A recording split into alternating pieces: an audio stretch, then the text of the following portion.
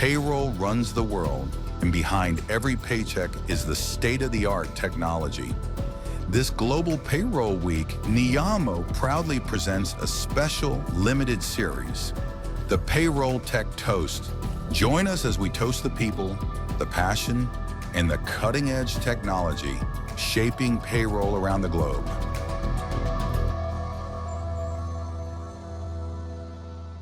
Hello and welcome to a special edition of the Global Payroll Week podcast, the Payroll Tech Toast.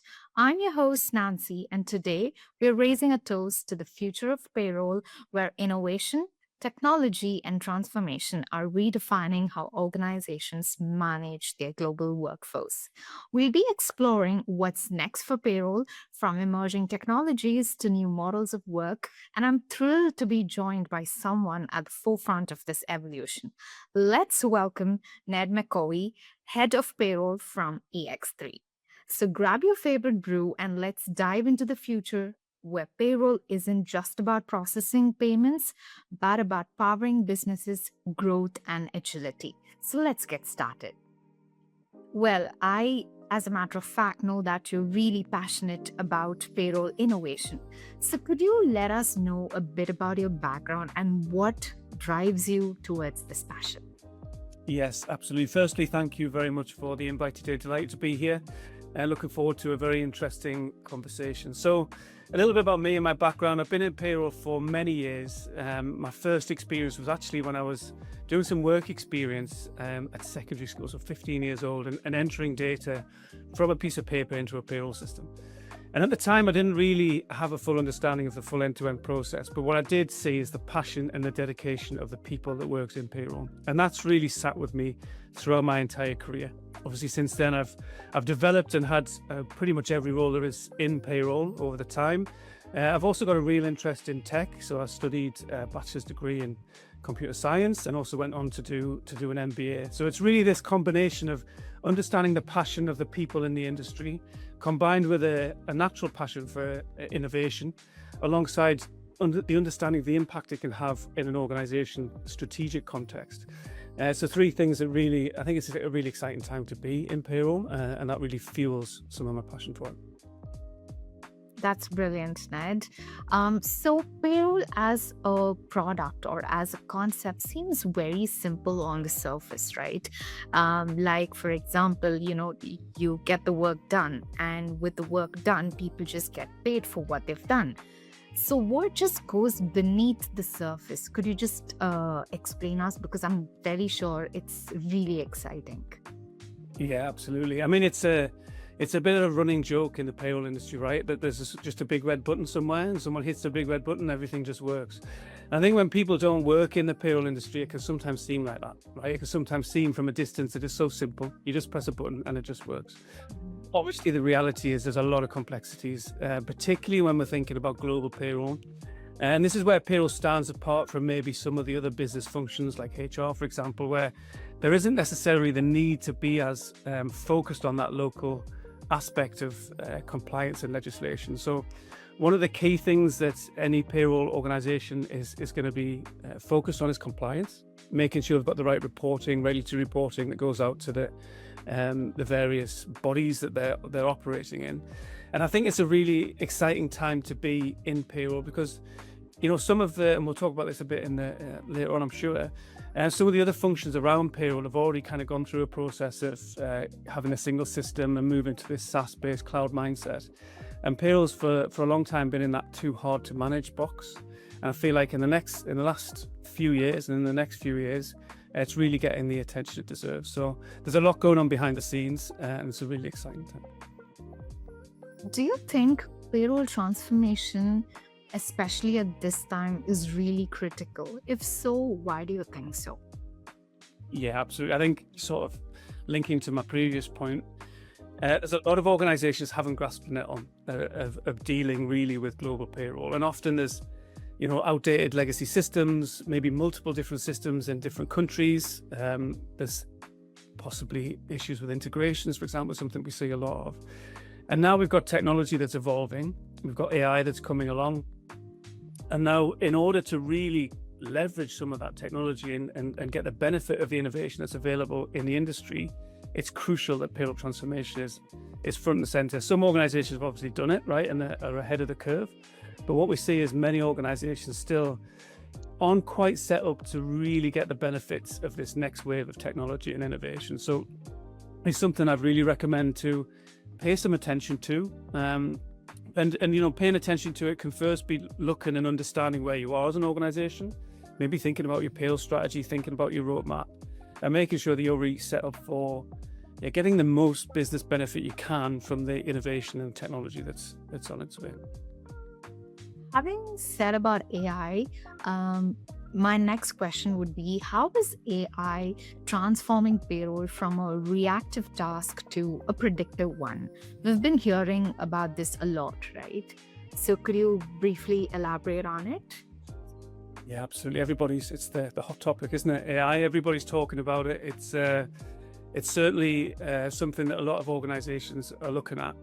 And there's a lot of different applications in the payroll space. And one of the key areas, I'm sure we'll talk about specific examples, but one of the key fundamental benefits is it frees up time. So it frees up time for payroll teams, it frees up time for the payroll function, and that can really enable the payroll function to become more strategic, right? How do you as a payroll function leverage what is some really high quality data within your organization? Probably, if you're sitting here listening to this in a payroll team, the data you work with is probably the highest quality people data that your organization has got. And AI will give you the time to start to think, how can you use that data? How can you leverage that data to become a strategic, proactive function, right? What information have you got that might be of interest to the C-suite, that might be of interest to senior leadership? And I think that's where fundamentally AI will help, because it will free up time. I think it will allow us to, as a payroll function, climb up that value ladder to offer more value to our business, our organizations, and ultimately help bring the organization forward. So there's a lot of talk about talk to payroll feature. So, how does this come into work? Like, if you put this talk to payroll feature in practice, how would AI play a major role, and how is it going to be, if people start implementing this? It's a great question. It's very topical at the minute, right? This sort of ask my payslip type talk to payroll functionality is actually available now on the market. So it's been talked about. There's been a lot of kind of hype around it, I would say, but it's actually now getting to a point where it's coming to a reality. And it comes back to, many people will know this working in payroll. Sometimes the dreaded time of the month is after payday, when the payroll slips go out and there's actually a lot of questions and queries come back from people. It's like, why is my tax changed? Or why I got this bonus and I was expecting a certain amount of net pay and I didn't quite get it. So talk to payroll, this is where this feature comes in. I think it can be a huge time saver, but also an improvement in terms of employee experience for people who have these queries. So what you can do is, as your pay slip's received, you might have a query on it. So, a good example is maybe you received a bonus and you knew about the gross bonus you were going to be getting, but you didn't know how it was going to translate into net pay. And you might, often there's taxes, there's other things that are taken off in between. So you might have a question as to why you didn't receive maybe the bonus that you anticipated. So you can actually go in and ask this to your payslip now. And your payslip can, here in the UK, for example, we have a banded tax system. So it might be you've just gone from the 20% band to the 40% band. And that's one of the reasons. And the Ask My Payslip can tell you that. It might also be your student loan has kicked in, you've passed another threshold that means there's other deductions that are taken. So as an employee, you can actually start to engage with your payslip to ask it these questions, and it can give you really good information that helps you understand why your payslip is the way it is, but also then to help you use that information to make decisions about maybe your pension, elections, etc. in future months. So it's a really exciting feature. I think it's going to make payroll interesting again for employees, and save a lot of time for payroll teams as well. Brilliant. Looking forward for this innovation. Yeah. Can you give us a few examples on how AI is currently delivering real value in payroll operations for things like cost forecasting or anomaly detection, or let's just say real-time decisions? Yeah, absolutely. I mean, all of the above, right? I think one of the really interesting ones, talk to payslip, to ask my payslip is a key one, but also anomaly detection. I find this really interesting because, a lot of payroll engines are set up with validations in place, and you might be familiar with this if you work in payroll. Right? You tell me everyone who has a gross pay variance of over 10%, 50%, or 20%. Now, they're useful, they're good tools, but the reality is not every employee is the same. So anomaly detection, and where that can be differentiated with AI, is it can actually look at the context of that employee. So if you're looking at a white collar worker who maybe has a steady salary and is used to getting a regular pattern of pay, maybe a 5 or 10% variance is noteworthy, right? Because of the context of that employee.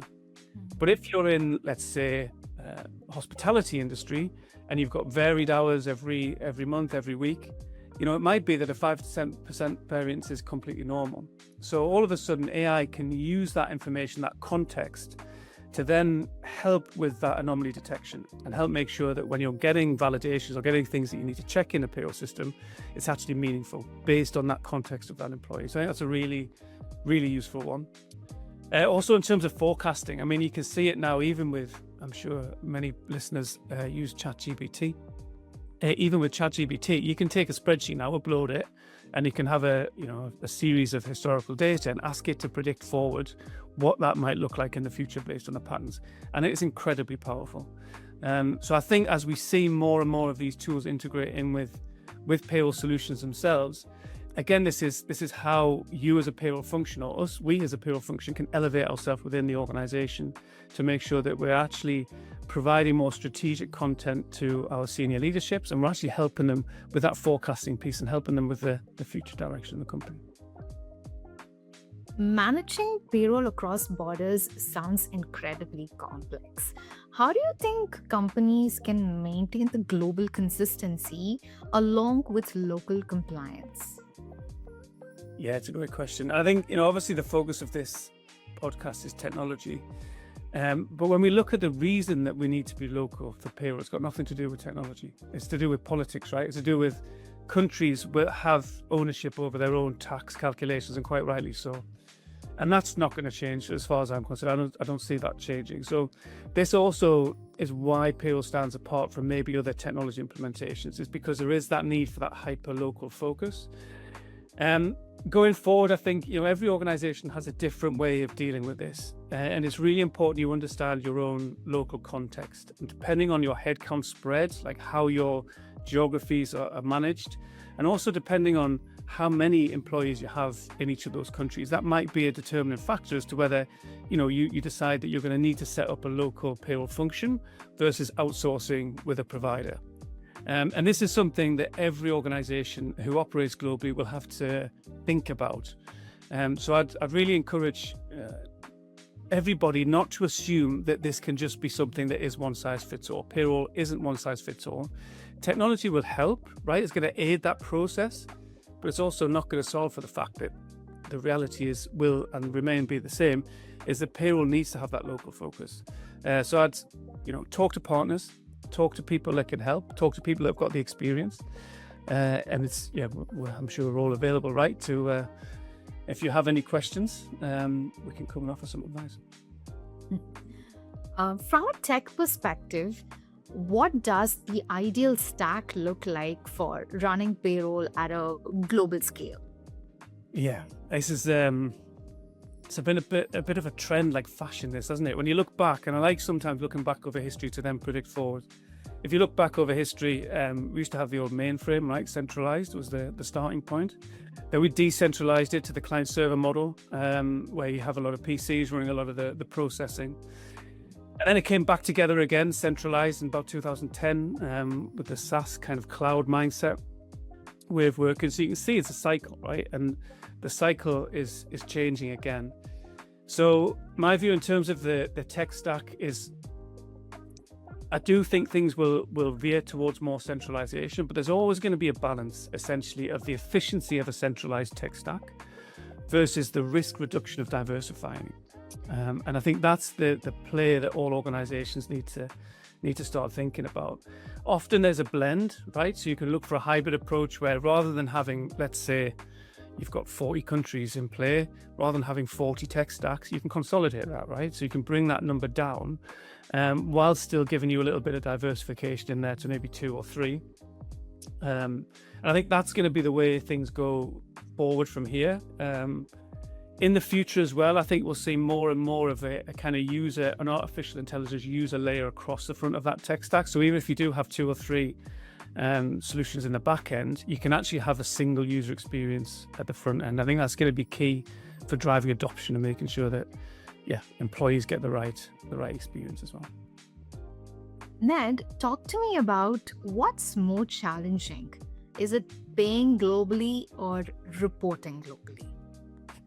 They're both pretty tricky. I would say paying globally, particularly when you start thinking about the different types of tax regimes, the different types of calculations that are needed. Then you bring into cross-border payments, expats, global mobility. If I was going to pick one, I'd probably pick paying globally. Okay.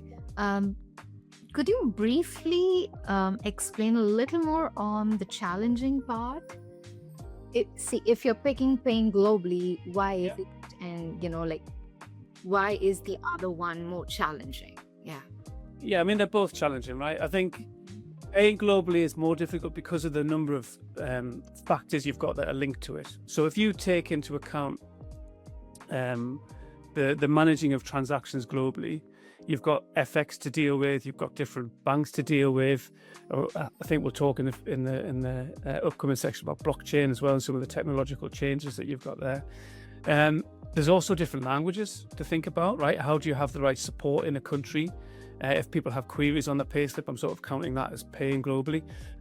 So managing that payment process end to end is really a big challenge.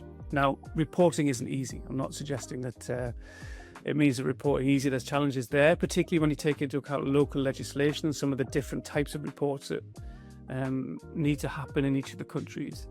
But that said, I mean, you've given me an option of 2 difficult things. I would take paying globally when you take into account the end to end. All right. Let's talk about on-demand pay. I believe this is gaining a lot of momentum. And how do you really think this is reshaping employee expectations? Yeah, I think I'm not sure whether this is reshaping employee expectations or employee expectations are reshaping this. I think if you look at the number of generations we've got in the workplace these days, and if you look at society as a whole, right, it used to be when we wanted to watch a movie, you had to go out and rent one on a DVD and bring it back. Now, when you want to watch a movie, you press a button and you've got the movie streamed. So I think expectations of society are changing. And that on-demand kind of nature of life these days means that payroll has to keep up as well.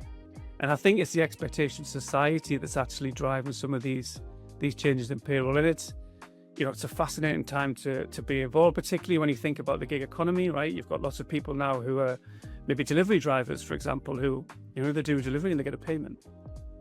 So I think that on-demand pay is something that payroll is doing, but it's in a context, right? It's in a context of the rest of society. And it's something that, I do think it's reshaping the nature of payroll, but driven by employee expectations. What could some of the biggest operational or regulatory changes companies face when implementing real-time or flexible pay models? Yeah, I mean, there's a lot of really robust platforms out there now for this. So I would say that because it's a new thing, there's a lot of people, certainly from my experience, where I've spoken to people in the payroll industry, there's a lot of nervousness, right? Like, this is going to be difficult. There's going to be lots of compliance issues. What's going to be the processing implications? Now, what I'd say, if you go for a well-established platform, and you go for a well-established platform that's tightly integrated into your payroll solution, so that, bringing into, do you have one payroll solution, or do you have one per country, etc. That actually, if you do have a global payroll solution, you do have a tight integration, and you do have a solid provider, it's actually really smooth. Now, from a compliance standpoint, the transaction for the payment is still done through the payroll. Now, one thing to note is that on-demand pay platforms often sit alongside solution, but they won't do the tax calculations. They won't do the social insurance calculations, for example. So don't expect them to, and you won't have a problem. Make sure your payroll is still the source of truth. Make sure all of the calculations are done there. As long as there's a tight integration, the payments that have been, so firstly, a tight integration out, so the earned wage access platform knows what an employee has earned, but also back in again. So if somebody has taken account of that, that service in that particular period, the payroll then gets the feedback in of that transaction. So I think with a tight integration, the good supplier, it's actually not a huge worry. My worry would be if you haven't got that integration, you're trying to manage across multiple platforms. Do you think traditional payroll cycles are on their way out? Yeah, I mean, good question. I think maybe I'm a bit been in the industry for a long time, right? So I'm of a generation, as you can probably tell. For me, I think they will have more choice, and I think that choice is going to be a good thing for employees. But I don't think the monthly payroll cycle is dead. I think there will be people who, if we look at again the rest of society, right? People have mortgage payments or they have bills to pay. Typically, they come out monthly. And I think some of the nature of the demands on people's salary will mean that some people will elect to continue with a regular cycle. That said, I do think there'll be more and more people, particularly as new generations come into the workplace, that will just expect and anticipate they do work, they get paid. So I do think it's going to bring more choice, more variety. But I wouldn't say, for me anyway, I wouldn't say traditional payroll cycles are quite on their way out just yet. There's been a lot of buzz around blockchain. So how close are we to real-world adoption in payroll? Let's say, especially for cross-border payments. Do you see this coming in practice anywhere near the future? Well, it's been talked about for a lot of years now, hasn't it? So yeah, obviously blockchain was kind of born out of Bitcoin and the underlying technology that supports that kind of federated transaction model. And Bitcoin's been going for a while now. And I think one of the really exciting things is when you sort of decouple the cryptocurrency to the technology underneath it, the blockchain technology, there are applications, and you can see that there's a strong potential to use blockchain in cross-border payments. That said, I think the real world adoption is still pretty limited. There are some niche use cases where it's used today, so mainly sort of contractor payments, freelancer payments. There are certain platforms that do use blockchain, but there's a lot of research, a lot of work going into it from many organizations. So I think it will gain traction, gain momentum. As a technology, it's got a lot of benefits, a lot of strengths, right, in terms of how it works, its auditability, the fact that you can guarantee things across multiple different stakeholders.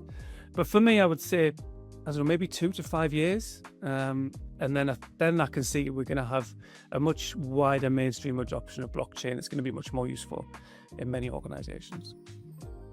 What potential do smart contracts hold for automating and securing pay for gig workers, or let's say for freelancers?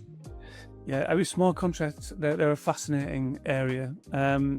So again, just for context for our listeners, right, I'm sure many of them already know, but smart contracts are essentially transactions that sit within blockchain, but with conditions attached to it, right? So you can say, if a certain thing happens, then the payment will transact. So I think of it a little bit like a vendor machine.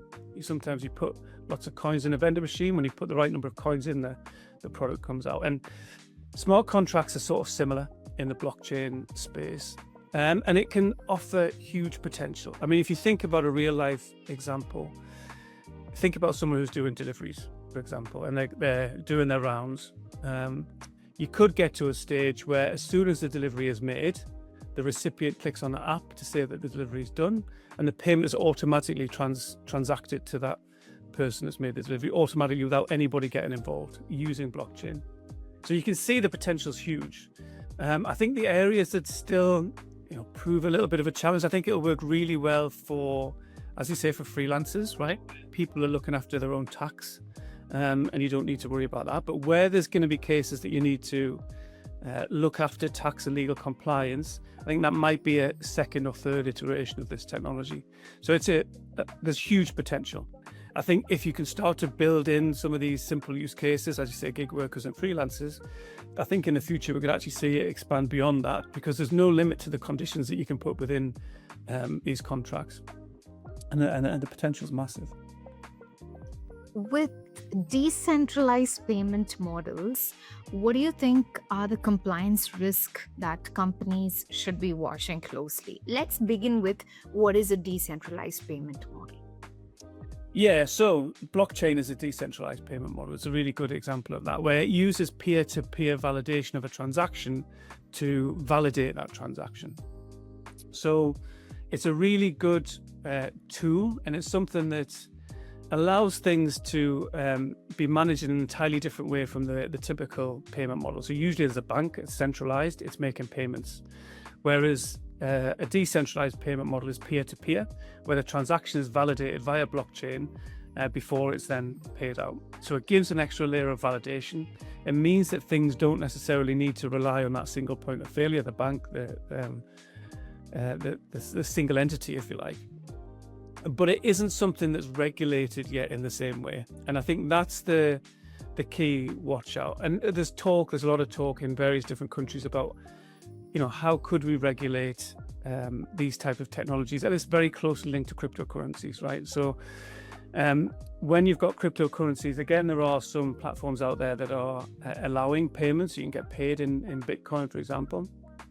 But it isn't a regulated way of paying employees, and there's quite a lot of volatility. We've all seen, right, I'm sure you've seen the graphs of Bitcoin, and you've heard the stories on social media of people making millions and then losing them 2 days later. And that's a lot of volatility in the system. And now there's ways around that, right? There's ways in which there are now things called stable coins, which are sort of pegged to a main currency. So you can, for example, be paid in crypto, but actually be paid in a currency that's pegged to the USD, for example. And I think these sorts of opportunities really open up ways in which these kind of decentralized payment models can be really useful. But compliance is key. It's not regulated. It's not really going to manage in the same way in terms of tax reporting and withholding in a lot of countries. So it is quite niche at the minute. But again, I think the big fork in the road for this technology is going to be if you get someone like the US and the current US president did talk about it at one point of actually regulating these industries. I think that could really bring to life this technology, and we can start to see some of the benefits of it. Let's talk about employee experience. How does payroll influence employee experience and trust within an organization? Yeah, it's often forgotten about, isn't it? Ultimately, like we come to payroll, we come to work to get paid, right? Obviously, to do brilliant things like this and share insights as well. But ultimately, it is foundational to that contract, right? Not just the written contract, but also the psychological contract between an employee and their business, their organization. So it is so central to trust in an organization. It's so central to employee experience. It's quite down, if you know Maslow's hierarchy of needs, it's like right at the bottom. It's foundational. If we don't get that bit right, we can do whatever we want on top with perks and nice coffee rooms, etc. It's not really going to cut the mustard unless you get this bit right. So it's one of the reasons why a lot of people in payroll are so dedicated. I think it's ultimately about serving employees and ultimately about making sure employees receive their payment on time and accurately. And there's also, there's a lot of evidence now, if you look at research in the industry around the link between employee engagement and productivity of an organization. So once you sort of join the dots of those two things, A, it's foundational, and B, employee engagement will help your organization be more productive. You start to see where the importance of getting this right fits in. And also, I think with that, and also then layering on top of it some of the technology we've talked about today. So we've got artificial intelligence where you can ask your payslip questions. That's a direct employee engagement. You've got earned wage access, right, where people can now have on-demand pay whichever day that they want. And you start to really see not only is it foundational, but actually technology is sort of elevating it up that employee experience ladder, if you like.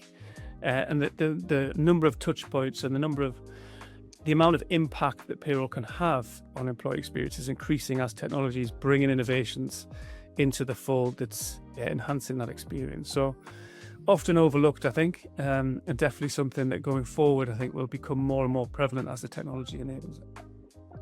Now, beyond pay slips, how can payroll teams contribute meaningfully to employee financial wellness? Yeah, it's so important, right? So important. Particularly, a lot of countries have had cost of living crisis, etc. recently. I think making sure that financial wellness is front and center also links into the engagement point, as you quite rightly say. On-demand pay is something we've spoken about already. I do think that is something that can really help in this space. A lot of employees, particularly if they're struggling to pay bills or something in a month, can sometimes go towards a credit card or even worse, a payday loan. So that ability to access the money they have already earned is not credit in that way, right? It's already money that they've earned.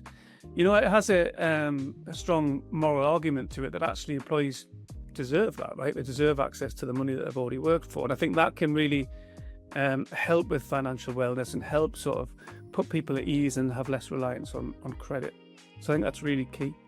I do believe alongside that, there's also an opportunity to provide more information and training around financial practices, right? So particularly when it comes to language access, a lot of the applications actually have access to information and training there as well. So you can actually advise employees on how to at least go to the right sources to get informed about making the right decisions, right? You have to be careful about giving financial advice. Obviously, we're not financial advisors, but you can point people in the right direction and make suggestions that allow them to make better decisions about their finances.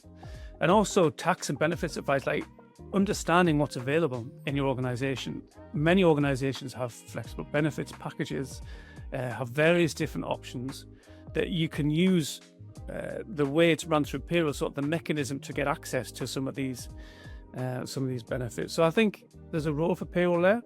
It obviously is in coordination with HR. Obviously benefits it's often with HR, but there's definitely a role for payroll there in terms of financial wellness as well. Do you see the future of payslips evolving into interactive or data-rich dashboards? Yes, absolutely. I think if you think back, it wasn't that long ago you were just tearing the perforated strip off the edge of a payslip, right? And then it became online and the PDF, and now it's already becoming more interactive. With some of the latest iterations, you can sort of see a graphs or graphical representation of your pay. But I do think in the future of payslips, there's huge potential. Now, particularly we spoke about Ask My Payslip, but if you imagine in the future, I think we could even go into a space where you're having natural language conversations with your payslip and it's actually offering different options to you. So imagine where you could go to your payslip and say, well, what if I increase my 401k or my pension contribution? What would be the impact on my tax, for example? So I think the dashboard can be more than just a one-way presentation of data. I think going forward, it can be much more interactive. And I think there's a huge potential to use that payslip, which is the key interaction, right, between an employee and a payroll team, to be much more useful than it has been in the past. I think it's ripe for a re-envisioning of the nature of what a payslip is there to do. So I think it's a lot of opportunity for innovation in that space. That's brilliant, Ned. Before we come up to our wrap-up session, I have a few questions on the closing thoughts. What's one innovation in payroll you think is still flying under the radar but deserves more attention? Yeah, we've spoken about this a few times in this conversation already, but I would say earned wage access hasn't quite got the adoption or the recognition that I believe it became a bit of a hot topic, right, a few years ago, and it's sort of not really been. Some industries like hospitality have adopted it quite widely. Some countries have adopted it quite widely, but when we look globally, I think it is a little bit under the radar. And there are some countries where it's not even on the radar, and other countries like the US and in Europe where it's quite central. So I think when you zoom out and look globally, earned wage access is still something that isn't really being used in the way that it can be. I think we've touched on a little bit today about how it can reimagine the payroll cycle. I do think that's one area that's is something that people should maybe take a look at, maybe think about how your organization can adopt it, because there's a huge number of benefits to the employee. If you had to predict what would payroll look like in 2030? Only 5 years away, isn't it? 2030. Just, yeah, we're already seeing it in some extent, but I do believe we're going to see more of an AI user layer, so that the tech stack that sits behind it is going to be decoupled to the employee experience. And that AI user layer, I think, will take in natural language, be very easy to interact with, but ultimately behind that, there'll be agents, right, that will go and then interact with multiple different systems, multiple different solutions to help provide the answers that the employee is asking for. I do think, coming back to the payslip as well, I think when you put it into that context, I think there's an opportunity for payslips to almost become a portal for financial advice, right? As a financial advisor, if you think about the level of information that is on a payslip and you have an AI user layer, I think in the future there'll be opportunities to say, well, all right, pull some banking information as well, pull some pension information as well. And actually that AI user layer can take this information in and use that to actually give advice to people, so that they've got an understanding, if they make this decision about their, as I said, pension contributions or benefit, or maybe healthcare, right? That actually, based on your data and based on your information that's been provided, you might be able to make better financial decisions. So I think that would be, I don't know if 2030 would be the right moment in time, but I think that's certainly the opportunity we have in payroll, is to really elevate that employee interaction to help employees make better, more informed decisions about their financial wellness. Finally, what's your message to payroll leaders who are hesitant to embrace change? Yeah, sometimes change is scarier. We as human beings sometimes push against it. My message would be, if you grasp it with confidence, you can be confident about your future. I think it's one of these times when there's two choices, right? You either get ahead of it or you're left behind. And I think I'd really, really recommend understanding the technological changes and leveraging them, finding ways for them to help you, talking to people who in the industry who have worked with it and can help advise you and guide you in that process as well, right? There's a massive opportunity here. Technology changes. Like if you look back over history and the Industrial Revolution, these things it's definitely going to happen. So be bold, lean into it, ask for help, lean on the network, right? The payroll community, we're all here. Let's try and embrace it together. That was wonderful, Ned. And that wraps up today's conversation on the future of payroll, a future where innovation, intelligence, and adaptability are at the core of every payroll operation. From AI-driven insights to evolving workforce models, we've explored how payroll is moving beyond transactions to become a true enabler of business growth and employee experience. Until next time, keep innovating, keep evolving, and keep pushing the boundaries of what payroll can achieve. This is Nancy signing off from the Payroll Tech Toast, where the future of payroll takes center stage one episode at a time. It was lovely catching up with you, Ned. Once again, wishing you a happy Global Payroll Week. Let's stay in touch for future collaborations. Yeah? Thank you so much, Nancy. Take care. You've been listening to the Payroll Tech Toast, a special limited podcast series brought to you by Neeyamo in celebration of Global Payroll Week. To enjoy all episodes and more exclusive content, visit us at Neeyamo.com. Join the conversation and share your thoughts using hashtag Payroll Tech Toast and hashtag Celebrating Tech Behind Pay. Thanks for tuning in, and here's to the technology powering every paycheck, everywhere.